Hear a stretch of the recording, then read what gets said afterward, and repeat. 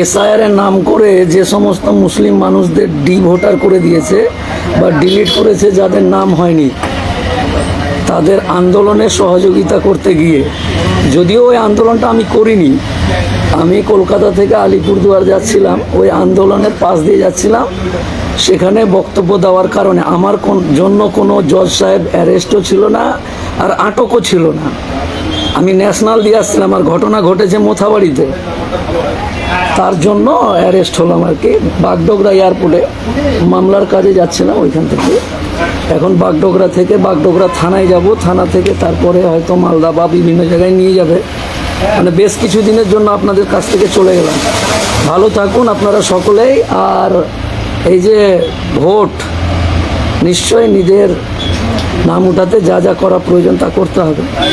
ভালো থাকুন আপনারা সকলেই। দর্শক দেখলেন কলকাতা কোর্টের আইনজীবী মোফাক্কিরুল ইসলাম, তিনি গ্রেপ্তার হয়েছে।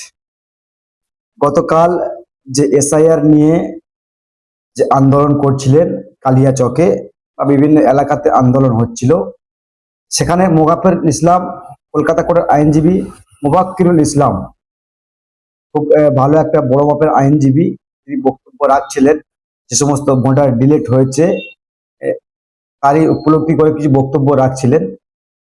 ব্যাস, শাসকের তো এখানে তো মাথা ব্যথার কারণ হয়েছে, মোফাক্কিরুল তুমি কেন বক্তব্য রাখছো, তুমি কেন কথা বলছো, ব্যাস ওকে তুলে নাও। মোফাক্কিরুল ইসলামকে গ্রেপ্তার করা হয়েছে। মানে বুঝতে পারছেন, এসআইআর নিয়ে কেন্দ্র সরকার যতটা না গা ব্যথা, তার যতটা না গায়ে জ্বালা লাগছে, রাজ্য সরকারের তার থেকে বেশি গায়ে জ্বালা লাগছে। কি বলা হয়েছে মোফাক্কিরুল ইসলামকে? তিনি নাকি উস্কানিমূলক কথাবার্তা বলেছে এবং দাঙ্গা করাচ্ছে, মানে দাঙ্গা করার কথাবার্তা নাকি তিনি বলেছেন। ভাবতে পারছেন, কলকাতা কোর্টের একটা আইনজীবী, তিনি নাকি উল্টোপাল্টা কথা বলেছে, দাঙ্গা বাজের মতো কথাবার্তা বলেছে, তাই তাকে গ্রেপ্তার করা হয়েছে। মানে এটা সত্যি আশ্চর্য ব্যাপার।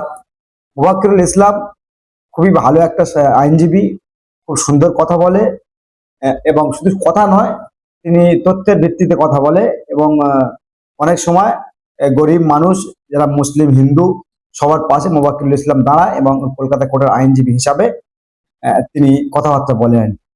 তাকে রাজ্য সরকারের পুলিশ এয়ারপোর্ট থেকে গ্রেপ্তার করেছে।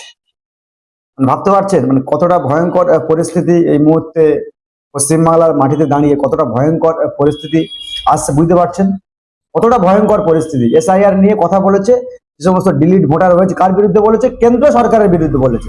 আর সব থেকে আশ্চর্যজনক ব্যাপার এটাই তো, কেন্দ্রের বিরুদ্ধে মোফাক্কিরুল কথা বলেছে, রাজ্য সরকারের পুলিশ তাকে গ্রেপ্তার করছে।